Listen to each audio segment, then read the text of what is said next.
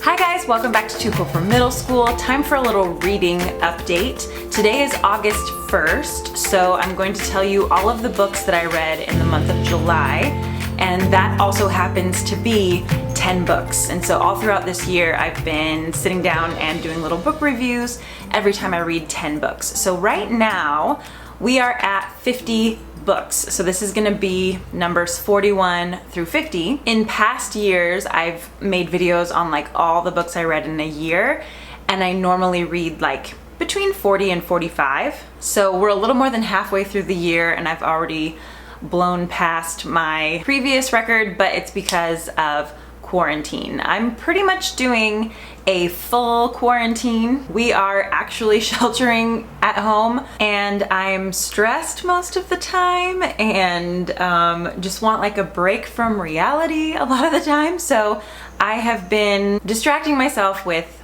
books. So probably my favorite thing to do right now is just to sit out in our little front yard area, sit in the shade and read, and just neglect all of the other duties in life. So that's how I've read so many. It's just because we're in a pandemic. So I'm going to tell you about the last 10 that I read. There are 9 right here, and then there's 1 on my phone that I listened to on Audible.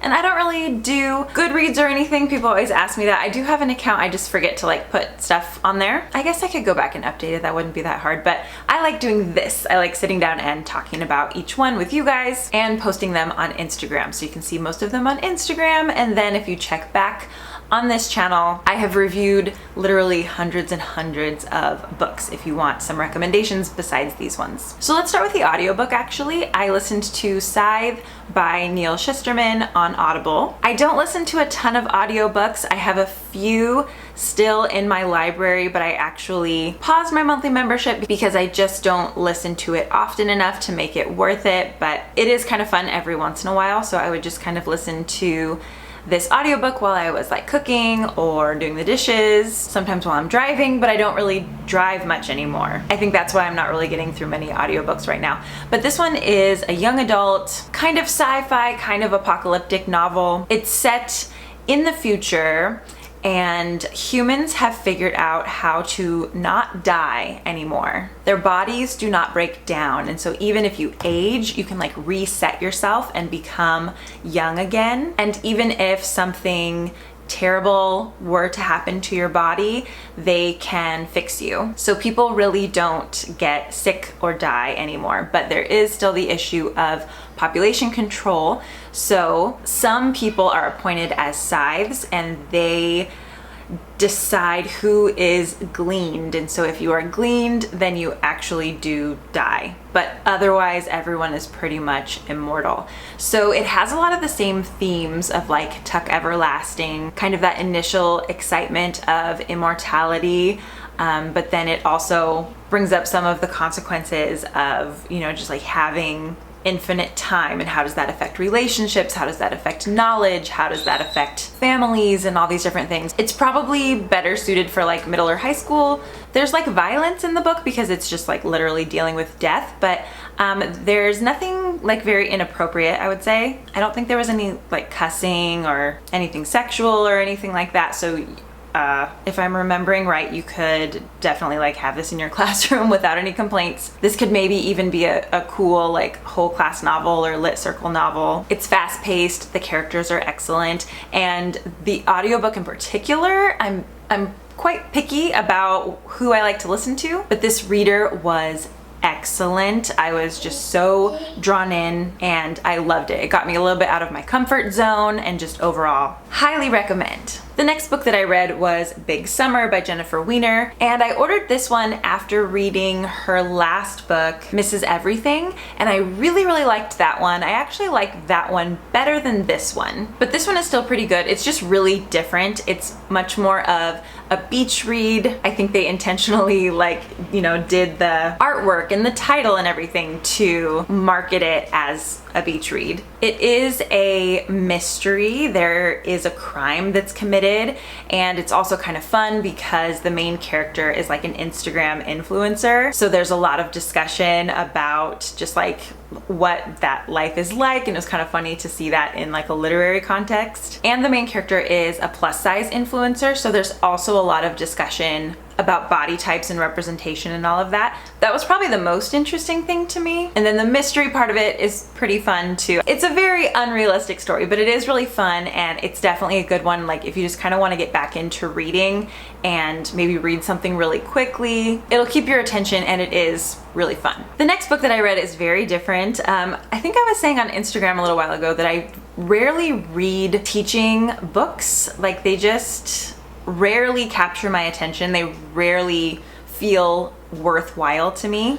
But this one is very, very different. I highly recommend this one. It's called Teaching When the World is on Fire, and it's edited by Lisa Delpit, who also wrote Other People's Children. Hi, Jensen. But she only writes the introduction to this one because she's just the editor. So all of the chapters are written by a different person. Most of them are teachers. A couple of them are researchers who share their experiences teaching in difficult situations. So the different topics in here are politics matters, safety matters, race matters, gender and sex ed matter, climate matters, and culture matters. I highly, highly recommend this one. A lot of what they're doing in here is what Latanya and Zarina and Stacy and I are trying to do with the Brave Teaching Conference, just to give people tools and resources and best practices and great pedagogy in order to teach about topics that sometimes people are afraid to broach. But if you do it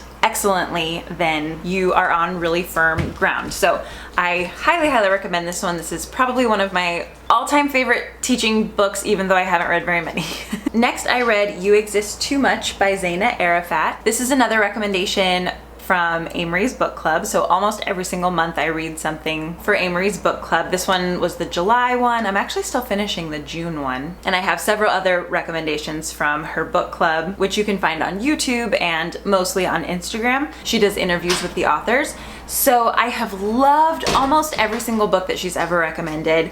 This one, I can't say that I loved. It was good, it was well written, it's a unique story. It has a unique plot. The main character is a Palestinian woman. She's Palestinian American. You actually never find out her name throughout the whole book, so that's kind of weird because you feel like you know her so well, and then you're like, wait a minute, what is her name? It feels much more like a memoir than a novel. I don't know if she like pulled situations from her own life or not. I meant to listen to the live, but I missed it. But the main character had a very tumultuous upbringing. She has very tumultuous relationships. She goes to like a self-help center, and there's just so much like infidelity and lying and manipulation and addiction in this book that I just didn't enjoy being in that world. I remember thinking this about the T. Kira Madden book, like the Lost Tribe of Fatherless Girls, which is a memoir actually, but it just like made me very sad to be in her world.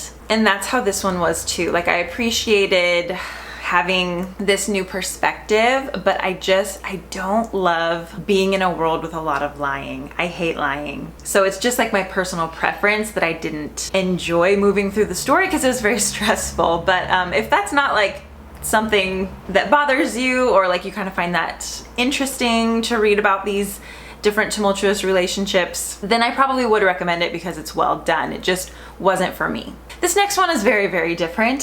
This is a History Smashers book on the Mayflower by Kate Messner. If you teach in California, it would be like 5th grade, or wherever you are, whoever gets to teach like early American history and the Mayflower and all of those stories that we tend to kind of turn into fairy tales. I think this one is a really great resource for you. So as a teacher, I mean, I definitely read this one in a day. You can read it in a day. It's written for more like upper elementary level readers, but the information is really, really good. So it's back background information that would be very useful to you. So it's definitely worth reading and then worth using with your students. There are quite a few interesting primary source documents as far as images and letters and things like that. And then within the book, it helps you kind of like deconstruct the meaning of the letters and the meaning of the images. So you can pretty easily like turn these chapters into lessons with your students. And there's a very high emphasis on the Native American tribes of the Northeast, and so they get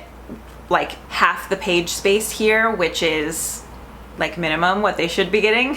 So I appreciated that. I love that it's kind of like, you know, history smashers, like it's smashing misconceptions. So I think this is a really good place to start if you teach early American history. Also, as we approach Thanksgiving, you're gonna wanna reference this book as well because it smashes a lot of the myths surrounding Thanksgiving too. So very good, really good for elementary school classrooms. I just realized you can see my new ring light back there. This is for like when I'm teaching or doing Zoom calls or whatever, because I have to turn around and then the light is behind me and it looks terrible. So I needed some light from this direction, but yeah, that's back there. So out of the last 10 books that I read, this one is my favorite. This is called Caucasia by DAZEY. This is just so incredibly well written.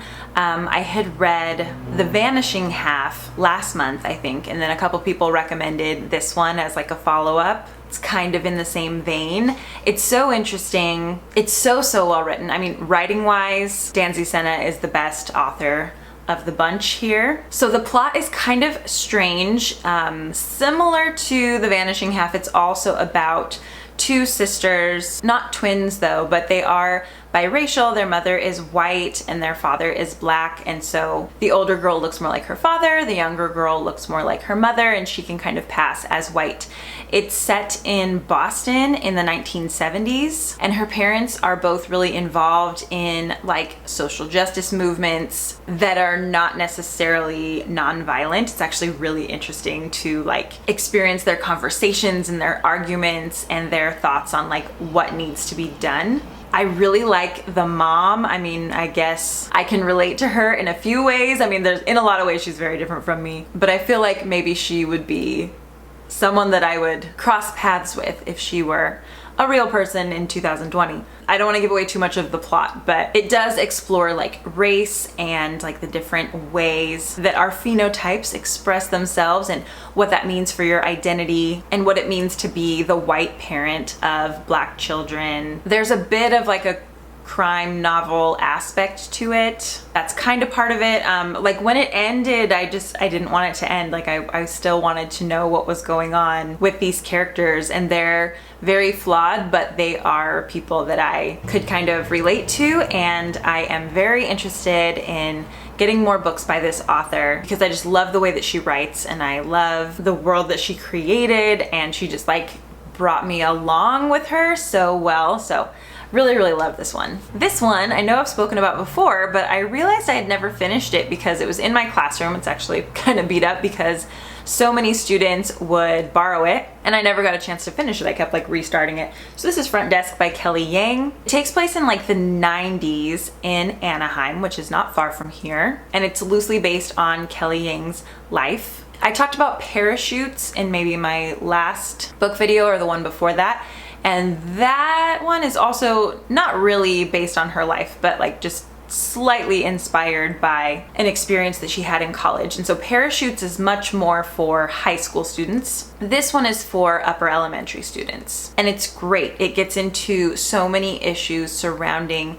immigration and discrimination and like housing and education, and it's wonderful. And I appreciate that it disrupts the model minority myth that all like Chinese immigrants move here with a bunch of money and are immediately successful, and so her family struggles a lot and they meet a lot of other people who are also struggling and kind of underground, and they have to help each other, and those stories are important to hear. So I definitely recommend this one for like middle school and upper elementary classrooms if all of your students haven't already read it, because it's very popular. This is one that I was reading for research. This is called Martin Luther King, The Inconvenient Hero by Vincent Harding, with kind of this like resurgence of marching and protesting for Black lives. People have used Martin Luther King recently kind of to play two different roles. There are some people who are against a lot of these marches and protests that are kind of twisting Dr. King's words and speeches to fit their agenda, and then there are also people who feel like he didn't go far enough, and then there are people who are kind of trying to fulfill his dream and his legacy. But if you've only ever heard his I Have a Dream speech, there's so much more that you need to learn if you're gonna like reference him as a reason for doing anything. So Vincent Harding knew him and worked alongside him.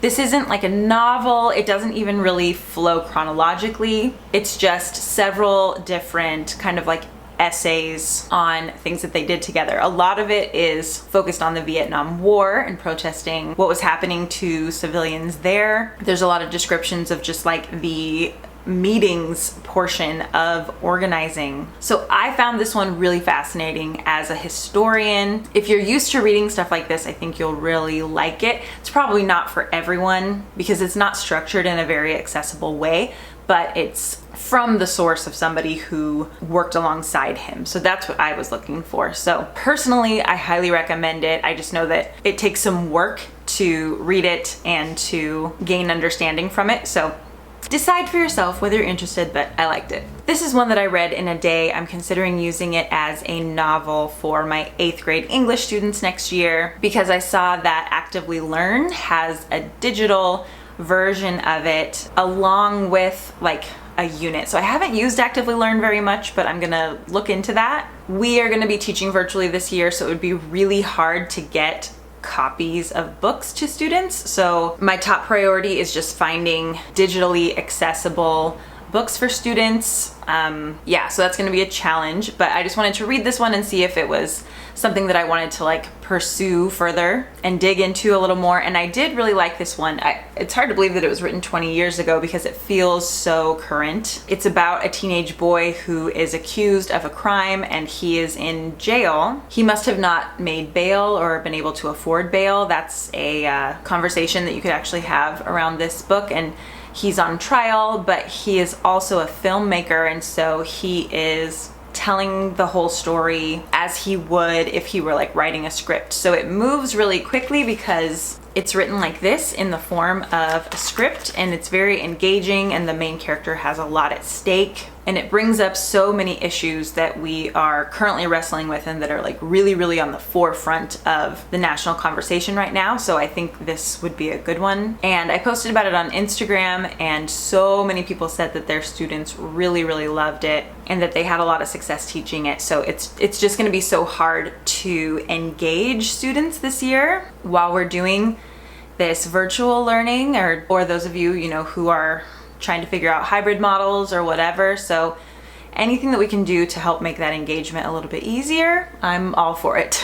The 10th book for today is another one that you can like read in a day. And I love this one. I love like accessible, really well done history. That's my ultimate goal, is to figure out how to do all this incredible research and find out all this amazing stuff, but then make it accessible to people so it's not just in a historical journal where only other historians read about it. So this is called She Came to Slay: The Life and Times of Harriet Tubman by Erica Armstrong Dunbar. I just bought another one of hers. Oh, this one's called Never Caught: The Washington's Relentless Pursuit of Their Runaway Slave Ona Judge. And then there's a version of this one that's a little bit more like this, I think, format-wise. So anyway, this one is about Harriet Tubman. As an adult, you'll learn more about Harriet Tubman than you ever knew before. And you can definitely use this with students and you can pull different things out of it. There's a lot of text, but then there are like some images and some primary source documents and stuff like that. So I think this is a really important book for classrooms. So if you are coming up with like a classroom library wish list, I would put this one on it for sure.